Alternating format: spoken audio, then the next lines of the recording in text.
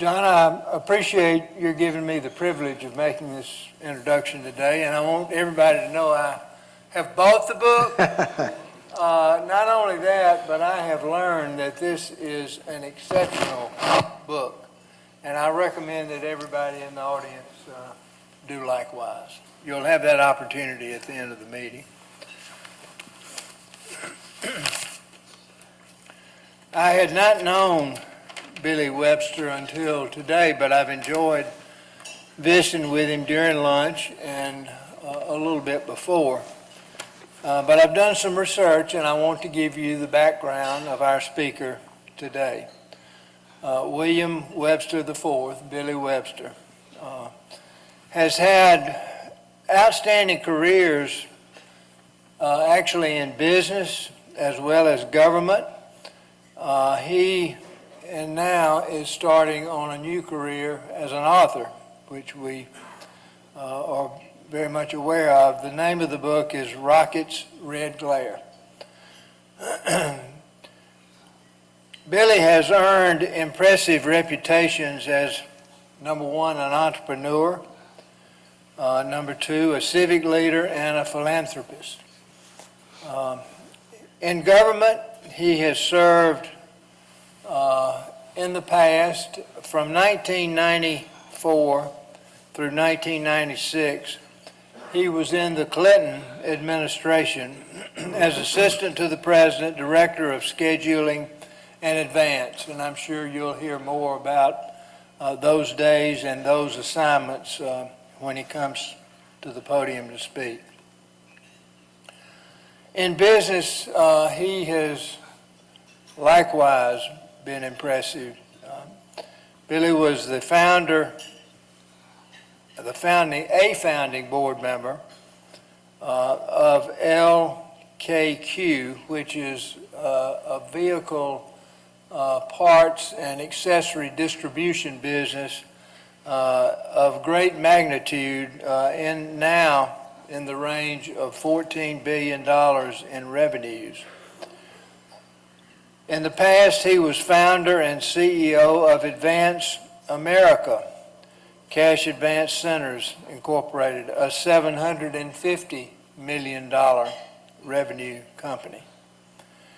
And his business career began in South Carolina, which is where Billy grew up, as president of Carolina Bojangles, which had 27 restaurants when he retired. His education has been mentioned. Billy, first of all, received a BA degree in German and English from Washington and Lee.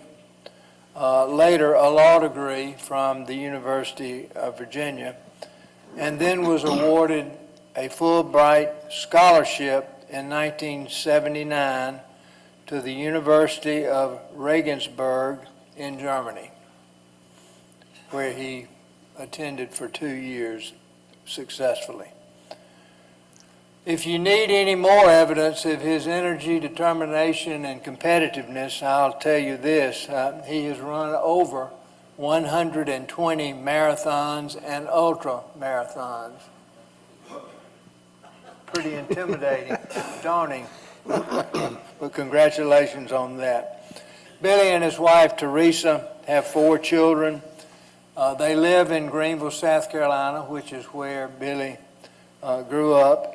And I invite all of you to, along with me, welcome him as our speaker today. Let's give him a hand. Thank you, Richard. Turn it over to you too. Thank you, Richard. I asked Billy, if you've ever worked in a White House, you know that they have a White House photographer, and that camera is going all the time.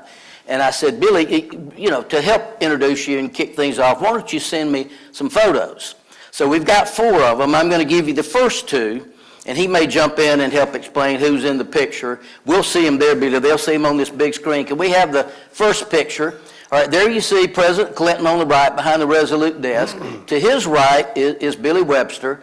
Across from the president, what was his, he was a deputy chief of staff, Erskine Bowles? Erskine Bowles, Deputy Chief of Staff, then later Chief of Staff. And then Lee Satterfield? That's right. And what was her position then? Lee actually worked for me. She was one of the people who worked in the scheduling and advance department. She became Chief of Staff to Alexis Herman at the Department of Labor and was Assistant Secretary for Education Diplomatic Affairs for President Obama in State Department. Next picture. And these are pretty standard White House photos. There's the president in the cabinet room sitting at the middle of the table. To his right, Leon Panetta, you know that name, former congressman, Secretary of Defense, CIA director. And what was his position then? He was Chief of Staff. And then there's the back of Billy's head, and I assume you were doing something important there.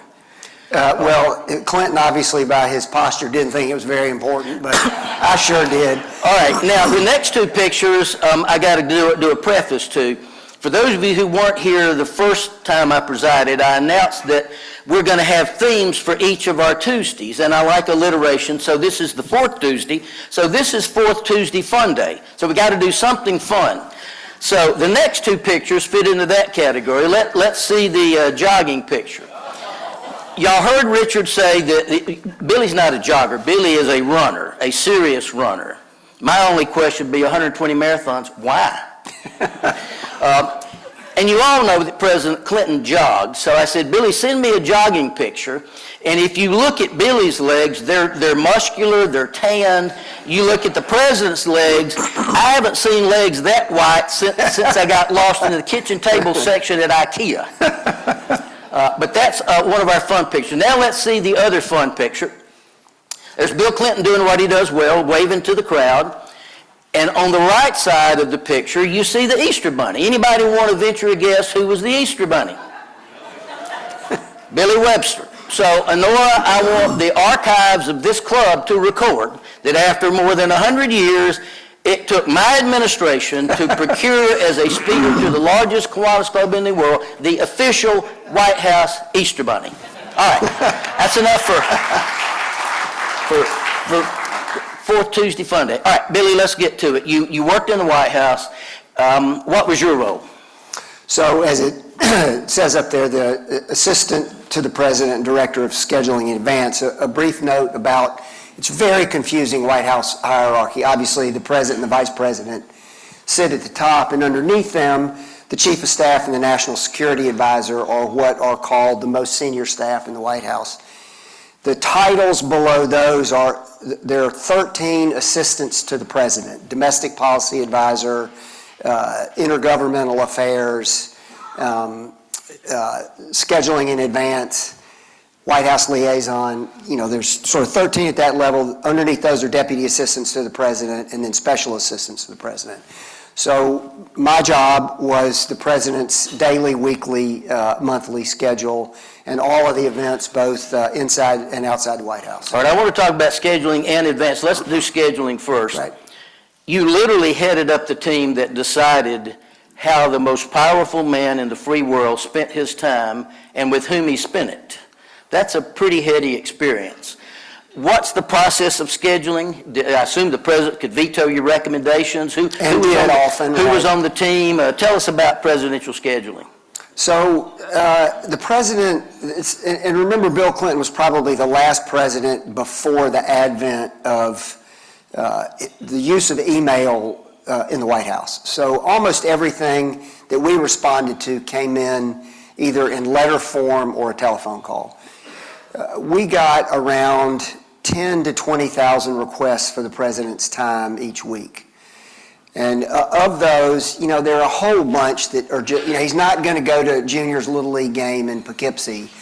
And so you kind of deal with a bunch of those requests, and you would filter down to the most substantive group. And I had a staff of, directly on the scheduling side, you know, maybe 36 people. On the advanced side, it was more like 1,000. But on the scheduling side, part of the reason I was brought into the White House is, some of you all may remember, Bill Clinton was heavily criticized in the first year as president for never being on time and being strung out schedule-wise. I learned quickly that the reason that happens often is that the scheduler has if they have a policy agenda, scheduling does not work. Nobody cared what Billy Webster thought about anything. My job was to make the trains run on time and make sure that the president was in the right place at the right time, consistent with his policy objectives. So of those, say, 10 to 20,000 requests, by the way, with email, Obama would get somewhere between 60 and 80,000 requests a week. By the time we had winnowed down scheduling to a manageable number of requests, if we made somebody own each one of those. And normally, because those requests dealt with some aspect of public policy, they were education related, economic related, foreign policy related, we would make the relevant cabinet secretary own the request. So unless a cabinet secretary approved of a request, regardless of where it came from, didn't have to come from him or her, if they wouldn't own it, we wouldn't schedule it. And by the time we sort of at the top of that funnel, the 20,000 down to several hundred, we would meet with the senior staff in the White House, which would include the chief of staff, deputy chief of staff, Tony Lake then, who was the national security advisor, Bob Rubin often, and then we would kind of winnow those down to what we would then brief to the president to put on his schedule, and that process, we had to reinvent that process practically every week because you're dealing with a whole new set of stuff, and all of the scheduling requests fell into one of three buckets. There were things that the president had to do. He has to give the State of the Union address. He has to address the UN on the first day.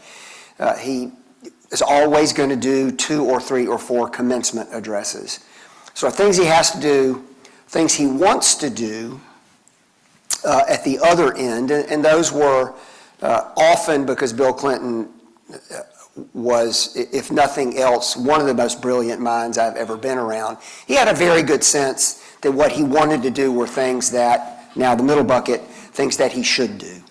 So cabinet secretaries had to own something, had to fall in one of those buckets, had to be consistent with his legislative priorities, and after we got that far, we would massage those into his daily schedule. You mentioned commencement addresses, and you talked about this when we were together in the Clinton Library in April.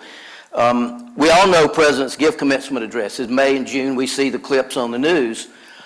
You said he would try to do 3 or 4, but my understanding is those fit into some buckets. What was his practice on commencement? Yeah, right, good question. All presidents like to give commencement addresses. They get lots of press. They are usually selected to deliver a particular policy point. And Clinton was pretty consistent and overt about wanting to do his commencement addresses within categories. We would usually do a service academy. We would usually do a private college. He did Columbia College in Columbia, South Carolina, Women's College. He did, Princeton University. He was a Yale alum. He did Yale. We would also try to do historically black college or university. He spoke at Morgan State, Grambling, several others, maybe North Carolina A&T, I can't remember. And then we would do a large public university or a community college. Portland State, community college in Florida. And then, there's always the random, Chelsea went to Sidwell Friends. When she graduated, he did the commencement address at Sidwell Friends. Hillary went to Wellesley. He was invited, and we almost did the Wellesley commencement, but something came up, and we couldn't do it. So, we tried to do things that were relevant to the times, as well as a broad swath through, as I said, private colleges, public colleges, historically black colleges, and community colleges. All right, let's talk about advance. I want you to tell us what presidential advance is, how you deal with multiple layers of law enforcement agencies, and then talk about communications. You know, the crises in the world don't stop because the president comes, say, to Birmingham Southern College, which he did in October of 1996. I was there. Some of y'all may have been there. Right. And I had to deal with presidential events on something, so I went to one of the local hotels. They took over the entire top floor. Right. Cable was laid down the hall and taped down with electrical tape. What's that all about? A brief digression. So scheduling in advance has not always been under the same person in the White House. Michael Deaver, who was Reagan's deputy chief of staff, decided that scheduling in advance should go together. It was a great move for Ronald Reagan, and we kept that construct in the Clinton White House. White Houses aren't always organized that way. Oftentimes the director of scheduling is a different person than the director of advance. There is great wisdom in putting them together because they are, after all, a continuum of the same decision. One is really on the front end and the other is execution on the back end in the field, either in the White House or outside the White House. The best example I can give, I've been there for 7 days, and nobody has a background in scheduling in advance, right? It's just a thing. You walk into this process, and I'd been a business guy, so I was not necessarily intimidated by the process. I had no idea what I was doing. I didn't even know where the bathroom was. 4 days after I start, Clinton calls me in the Oval Office and he says, "You're not going to like this, but in 7 days I'm going to 6 countries in the Middle East, including Syria, where no American president had been in 40 years for obvious reasons." So we were going to Israel, Kuwait, Egypt, Jordan, Syria, and someplace else. I can't even remember. I walk out of the office and I went over to Stephanie Street, whom you know well, who took my job, who had my job when I left. And I said, "Stephanie, you're not going to like this, but this is what we got." And so we called all hands and we got the staff together. And literally within 12 hours, we had 1,500 people on airplanes. The Beast, the president's automobile was on an airplane. Air Force One, as you probably know, there are 2 of those, and they fly sometimes over long periods of time sequential. We had to mobilize the crews. We had to lay secure communication cable in the desert for the president to be able to communicate in case of a crisis. Food, all the transportation, all the security, everything you need to live for 7 days somewhere else. And the permanent staff, White House communications, the Secret Service, people who are not political appointees, people who work for the United States government, who are not getting paid right now, by the way, they have to perform, and they are amazing at what they do, and they go anywhere in the world at the drop of a hat. And like you said, you have to create these events from whole cloth. There is no landing strip for the president in Syria. Sometimes you have to build these things in a week. And so, you have 1,500 people on the ground, and for each presidential venue, there is what's called a lead advance person. That person on the ground is the president's chief of staff for that trip. The president can't be getting 100 calls from every department in the White House to tell him what they want him to do or what's going to happen. All those calls go to the lead advance person. You probably were close to that at that event here. That person is in charge of the president, period. Everything goes through that person. He or she makes the decisions that affect that trip, and they are responsible.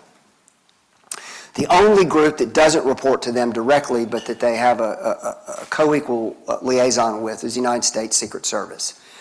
And just as a brief digression, back in those days, again, pre-iPhone, one of our jobs in presidential advance, we would take the press pool with us wherever we went. Every event, as Suzanne will know this, a gallery of, used to be 30 press people. They would often be picked at rotating random. They would be on Air Force One. They would follow the president. They would be responsible for the coverage. And we were after the one photograph of that day, that event, that was going to be on the front page of every newspaper in the world. Our job was to make sure that photograph cast the president in absolutely the best light possible. Nowadays, you got 1,000 people with iPhones taking all kind of photographs. You can't control what ends up on the front page of the New York Times, and I thank goodness I'm not in that job today. But we could and would try to control that photographic as well as journalistic offering. The United States Secret Service could care less about the photograph, right? They're trying to make sure the president wakes up the next morning alive. And so we would often, and most of my staff had worked in the campaign. As you know, they were 25-year-olds. Lee Satterfield was 26 years old in that picture.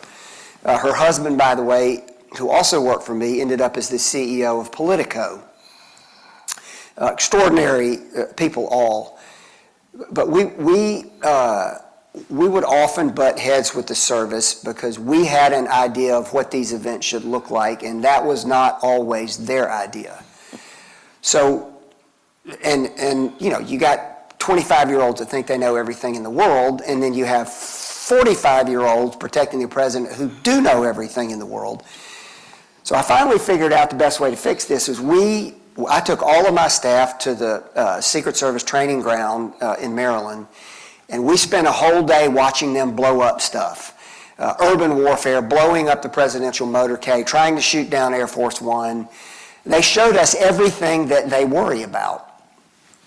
And everybody got it, right? And from then on, we had really a much closer collaborative relationship with the service. And not to digress to the book, but a lot of the lessons I learned about protecting the president and where the threats come from, how diverse and unpredictable they are, sort of found their way into the sort of the guts of the book. The service used to say, if something is on the schedule and bad guys can know about it, the president is at risk. Those are the events that are on the schedule that you have to worry about. Thankfully, Clinton was often pretty extemporaneous in what he wanted to do, and if the bad guys don't know what you're going to do, they have a really hard time figuring out how to hurt you. So we had some flexibility in things that were spontaneous and almost no flexibility in college commencements. I mean, right, you're giving a commencement address to I'm trying to think of the largest school we went to. You have 25,000 people in a football stadium. You don't want to be a Secret Service agent on that day. It's really hard. And that, when at the time former president, now President Trump was shot at in Butler, Pennsylvania, that was a mistake. That was probably, my guess is, the service being overruled by staff who wanted a better picture for the president. We had almost a completely analogous situation in Des Moines, Iowa, where the president was going to do a farm bill event. We had this great wheat field in the middle of nowhere. We had hay bales, we had tractors, we had a silo in the background. The service comes in and says, there is a clear line of sight from 1,000 yards away, and we're not doing this. And I said, 1,000 yards? And they go, dude, 1,000 yards is nothing for a long rifleman who knows what they're doing.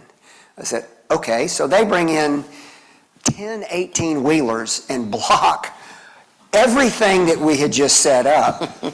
And so the shot of the day was the president and a bunch of empty 18-wheelers. And he goes, what the hell are you doing? Why? And you explain it to him, and everybody gets it. But, advance is the sexy side of the business because everybody loves when the president comes to town or does an event.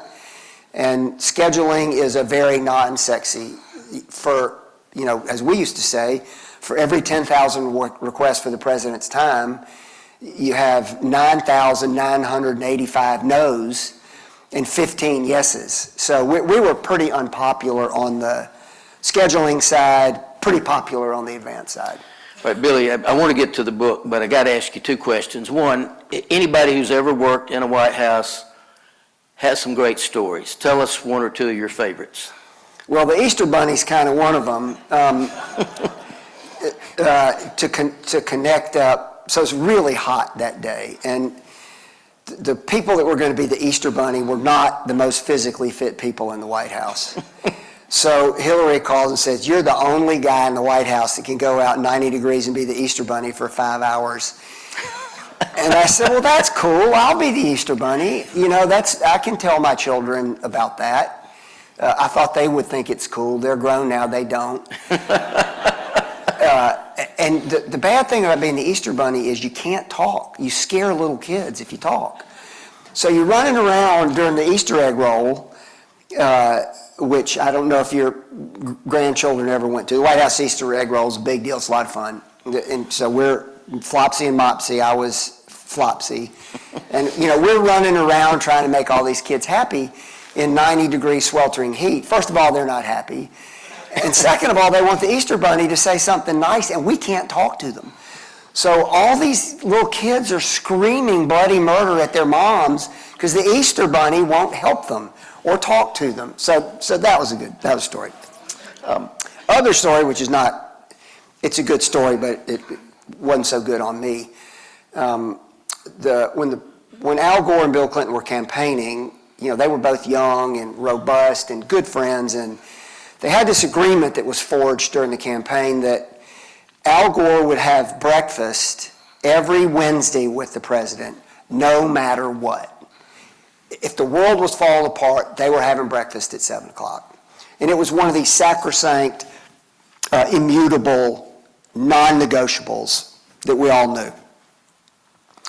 So the president calls me in on a Monday and says, you know what? I can't do breakfast on Wednesday. You're going to have to go tell the vice president we're not doing it.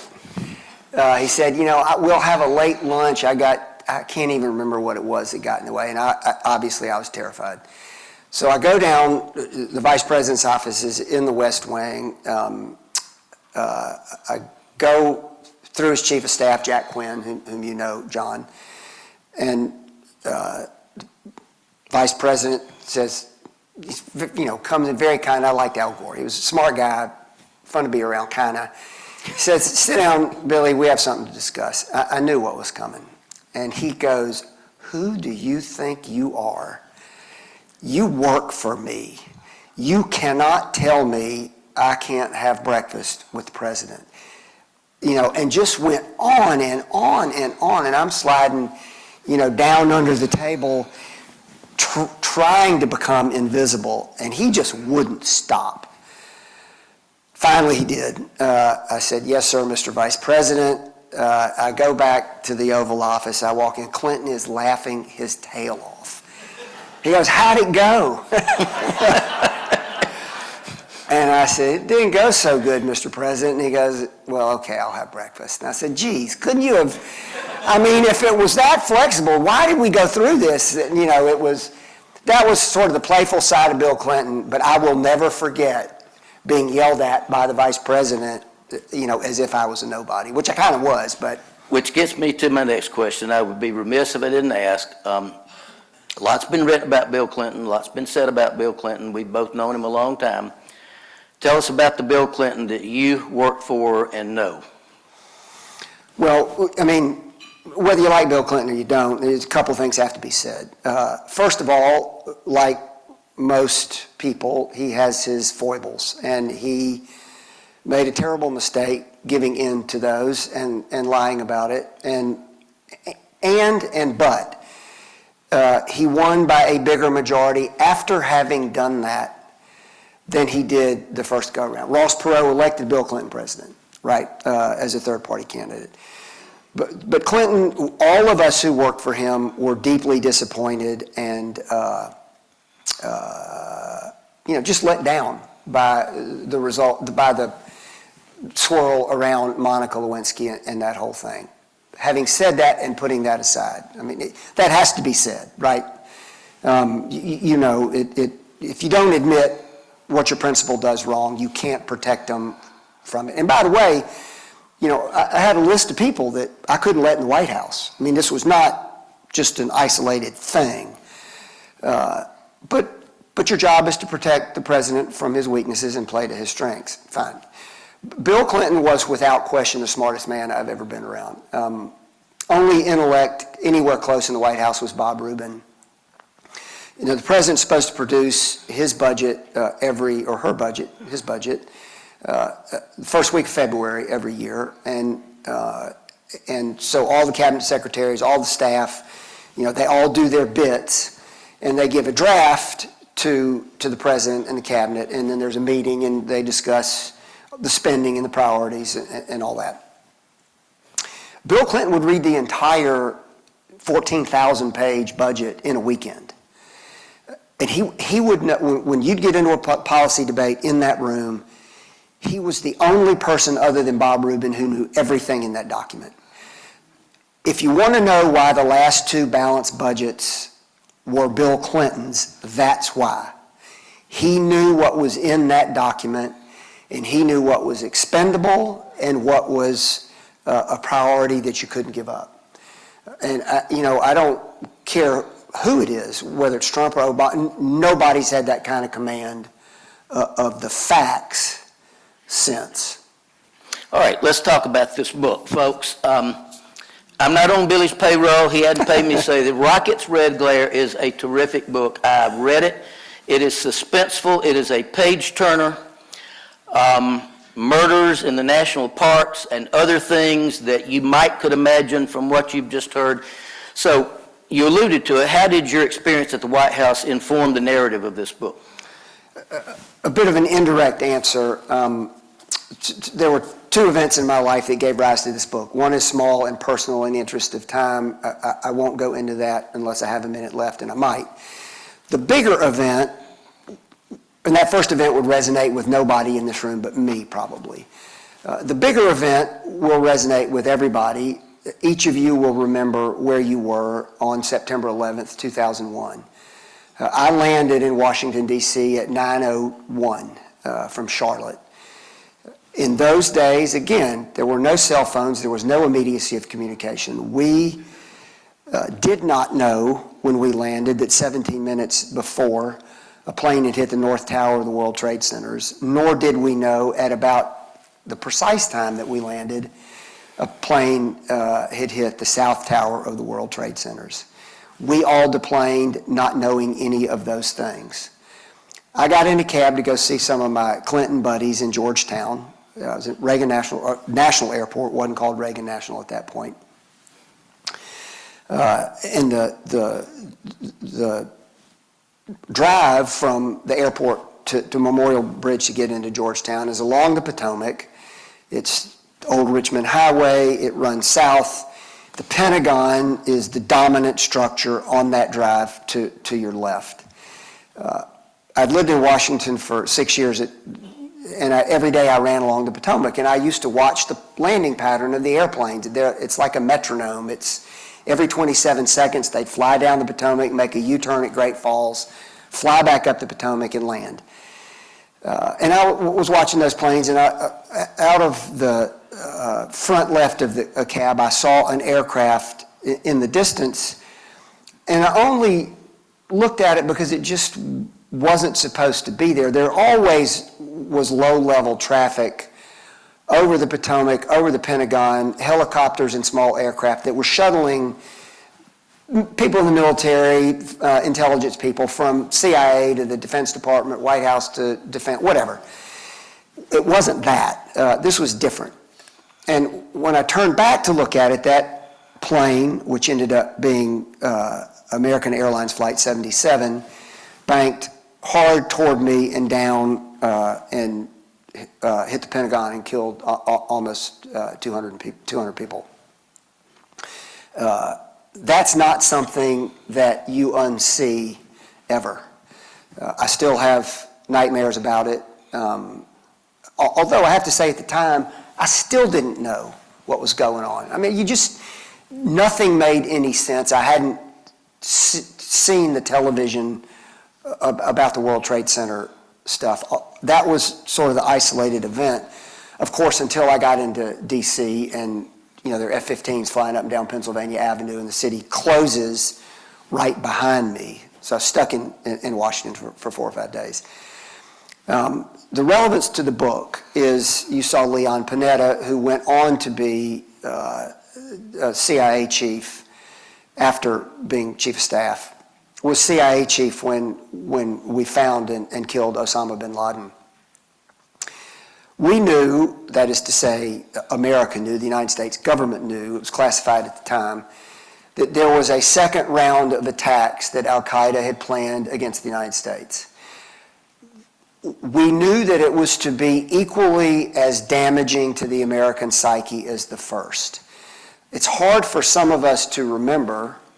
Your airport's a little bit like my airport in Greenville, South Carolina. We used to drive up 10 minutes before the plane was supposed to take off and run through the airport and jump on the plane, right?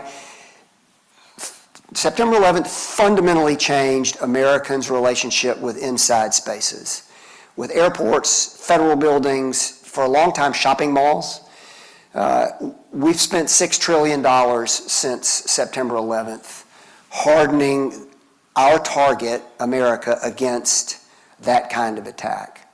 So what might that second attack be that would strike as deeply as the first did to sort of who we are as Americans? And the book is about that. My thought, which is the plot of the book, is last year 332 million Americans visited the national parks.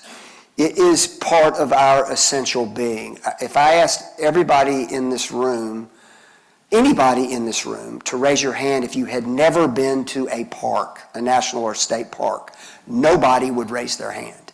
Nobody ever does. We all do that. It's part of who we are. It's in our songs, wide open spaces and all of that. So the book is about a series of terrorist attacks targeting the national parks.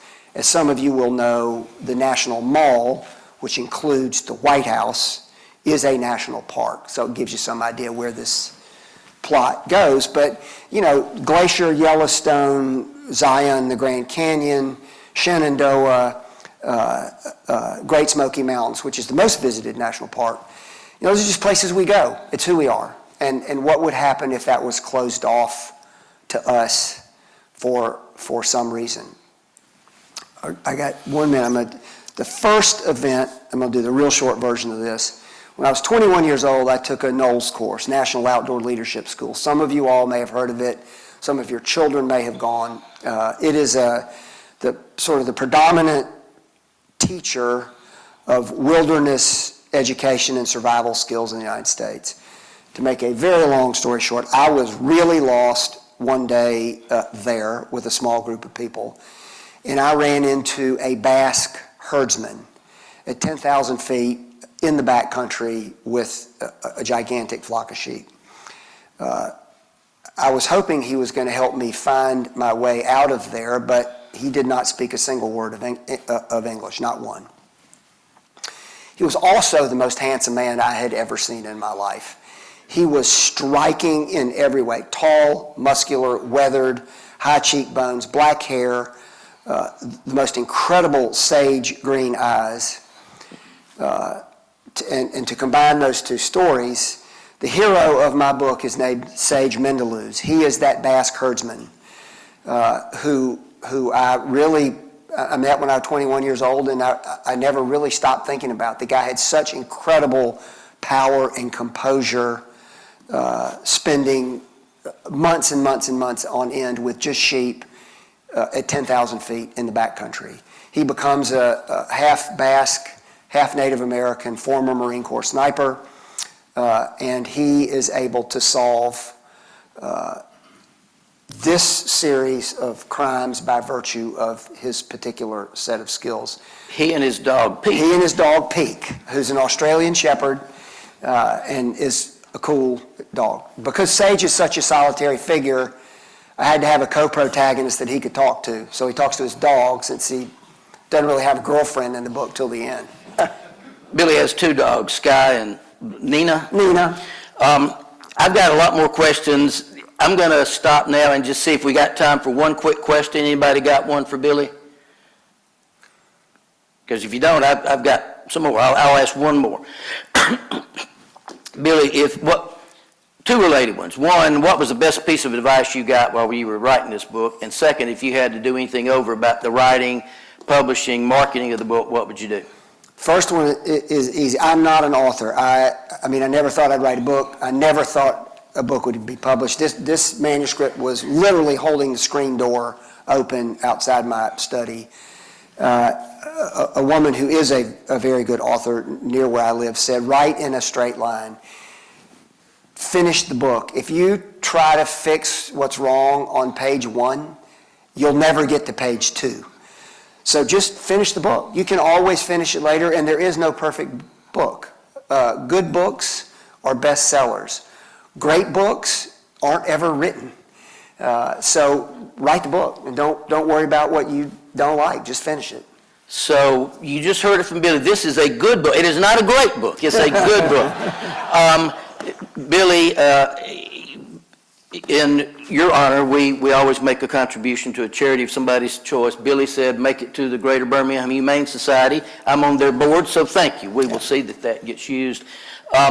Billy's going to be outside signing copies of this book. It would make a great Christmas present. I'm serious, folks. If you like suspenseful thrillers, this is a page-turner. Billy, thank you for coming down from Greenville to be with us. Thank all you presidents, past presidents, for being with us. And I got to run up here and hit the gong and tell us we're adjourned.